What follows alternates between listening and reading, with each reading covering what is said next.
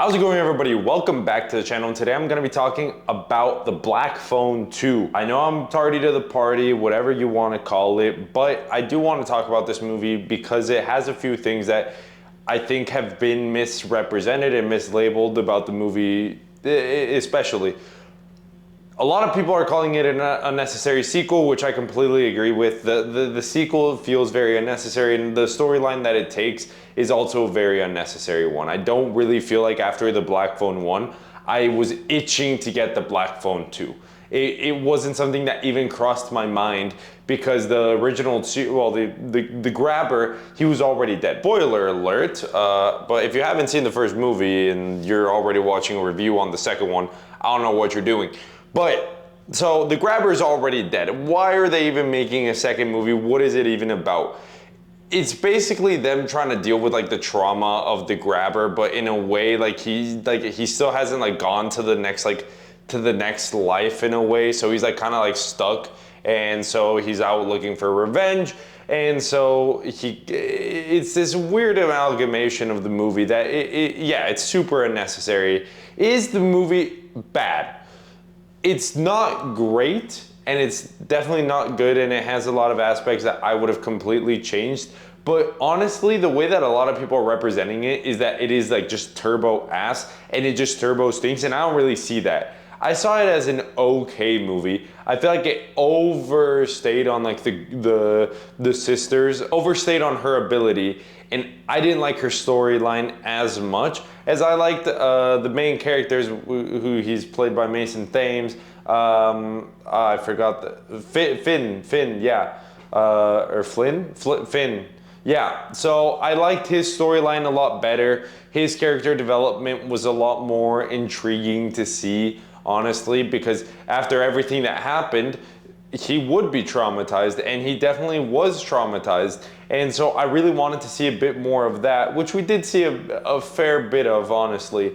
But it focused on Gwen's ability to be able to see the dead kids and everything just surrounding that, the mother, and that's a whole different issue. But it was just a movie that, like, I would have liked to see it a lot more from the eyes of Finn than through the eyes of Gwen. I get it, she has like that dream ability that always reminded me of The Edge of Sleep. I found it to be a very interesting ability. I just feel like the character that was using it, I wasn't that I wasn't that into the character per se.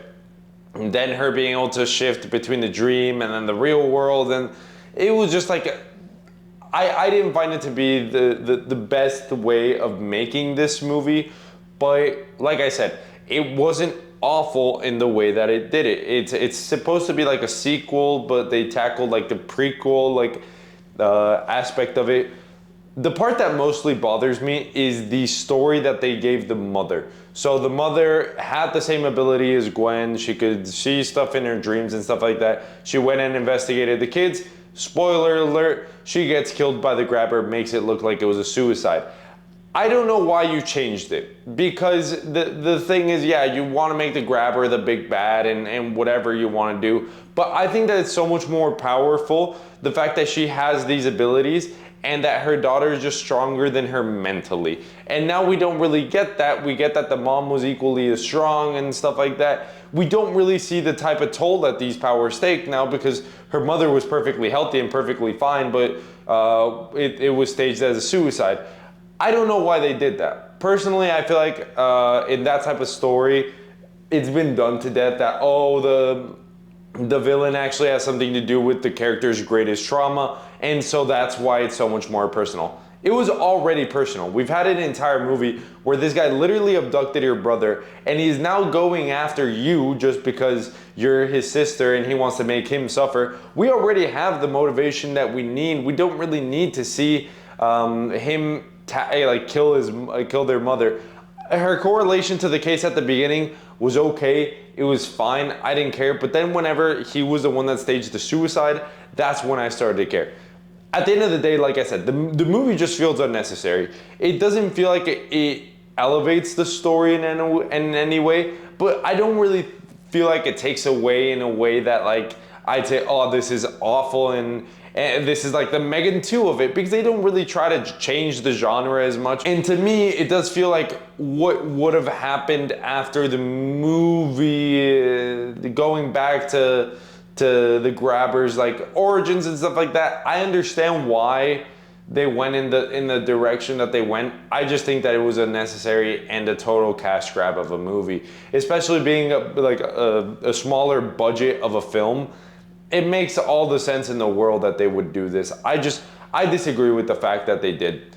But a lot of people will look at it and be like, oh, this movie was awful. And I even had a discussion with one of my friends who said that The Black Phone 2 was actually better than the first one, which, by the way, that's a stupid ass take. And then the second thing is, like, I wouldn't say that this movie is bad by seeing like all the like other sequels that have come out. If no other sequels had come out that were bad, I wouldn't say anything. But since other sequels have come out that were bad, I feel like representing this one as bad is not like it's not in the best way. But I wouldn't represent it as being better or a step higher or did anything to improve anything. If you guys have enjoyed this video, please comment down below. Tell me what you guys think about The Black Phone 2 or The Black Phone 1. I really enjoyed The Black Phone 1. I don't know if I talked about it on this channel, but I found it to be a super interesting horror movie that did a lot of different things that in this movie they just really ignored and didn't go back to the basics of what this movie really did. So for those reasons, I will say definitely go watch it, make your own opinions. Like the video if you like it, comment down below what you guys want to see next, what you guys have been watching in theaters. I'll see you all in the next one. See ya.